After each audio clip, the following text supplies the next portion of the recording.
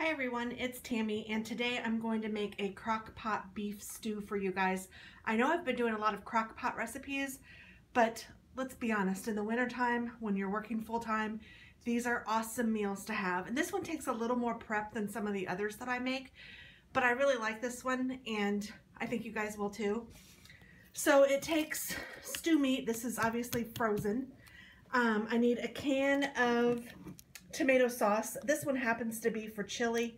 I'm just going to use it anyway. I'd prefer a regular can, but that's all right. I need some beef bouillon, and as you guys, if you've seen my other videos, I really like this better than bouillon beef base, so I'll be using that instead.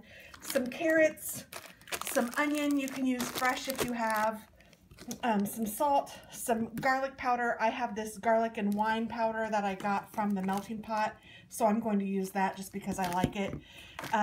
Some rosemary, oh no, sorry. If you have an envelope of the Lipton onion soup mix, that would be great. Otherwise, I'm using this onion seasoning blend from Tastefully Simple. I don't have a lot left. I'm probably just going to use everything that's in there. There's not very much. And some rosemary, and instead of that I'm using this rustic herb seasoning, also from Tastefully Simple. I really like their ingredients. And I'm going to use some brown gravy mix instead of cornstarch, but you could also use cornstarch. It's just something to make it thicker. And I'm going to use one of these flavor boost packages. It's a beef boost flavor pack. I really like to add these to some of the dishes that I make because it really does enhance the flavor. And then you need some potatoes, and I'm using these. They are little baby potatoes, and I get them actually at Walmart, and they're microwave ready, so you can go ahead and cook them in this straight from the microwave, but I'm just going to use them in my stew, and I'm also going to use the seasoning packet and throw that in. So let me get everything open because I can't do that with one hand, and then I will be back. Okay, so I put the stew meat in. I had to put it in the microwave a little bit to thaw it out a little. I'm going to add the tomatoes. I couldn't get the packaging off if I didn't put it in the microwave. I'm going to add a can of water. But before I add that can of water, I'm actually going to take the beef gravy, and I didn't open that up. So I'm taking the beef gravy and I'm going to add a little bit of this to the water.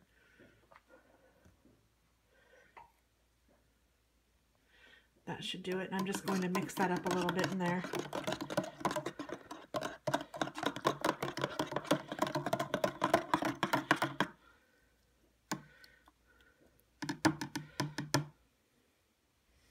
And then I'm going to pour that in. And I'm going to get another spoon so that I can add this better than bouillon. Sorry, I'm doing this with one hand. So I'm getting a good spoonful of it and adding that in as well. I think we're going to get a little bit more, so I'm trying not to get that in the water. Okay, so this is a little baby teaspoon, so it's about, I don't know, probably 2 real teaspoons of the bouillon. I'm just mixing that around in there. And I'm going to leave this spoon in there so I can mix some more. Sorry, I had to wash my hand. And I'm going to add some carrots. So I just have this bag of baby carrots. You can add as much vegetable as you like. That's probably good. And I'm going to add some of this frozen chopped onion because I don't always like to chop onion in the morning.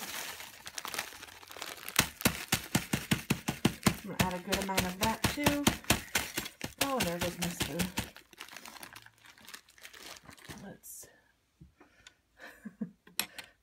pull that up. Okay. And then I'm going to add, like I said, that whole thing of onion, which is probably, hopefully, equivalent to a package of the onion soup mix. And then here's my rustic herb seasoning. And I'm going to add probably about teaspoon of that, and probably a couple, or maybe a teaspoon of the garlic and wine powder. This is that one from the melting pot. You could just add garlic if you wanted to. And this doesn't need much salt, so I'm just going to add just a little bit of salt, maybe a teaspoon. That'll be good. And my booster packet of beef flavor enhancer.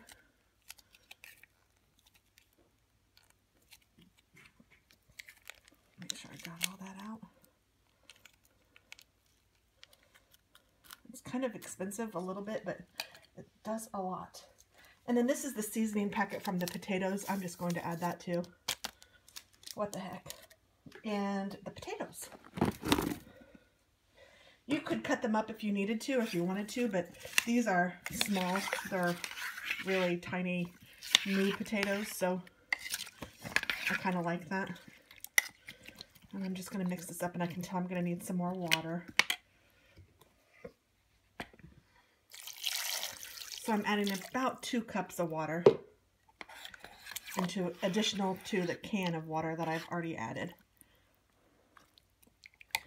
And that's it. I'm going to let this cook on low for 8 hours, and then I will show you what it looks like.